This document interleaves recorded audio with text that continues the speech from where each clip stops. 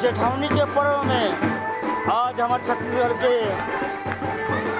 जो तीज त्यौहार थे जिला मना बर आप सबों के बीच में हम सबको आहन आपन के प्रेम दुलारे मैं ये मोर साला मन सबको खड़े है घर कर जय जोहार छत्तीसगढ़। और बड़ा खुशी लगा थे कि आज हमारे छत्तीसगढ़ के परंपरा ला आज सब कोई आप मन के बीच में लाथन और दिखाथन कि का है छत्तीसगढ़, कितना छत्तीसगढ़िया सबले बढ़िया और बड़ा प्यार के साथ छत्तीसगढ़ पर मनाथन। और आज जेठौनी है और आज तुलसी पूजा होते घर में, मिठाई बनते, गन्ना लेथन जे आप मन के बीच में लेके आथन।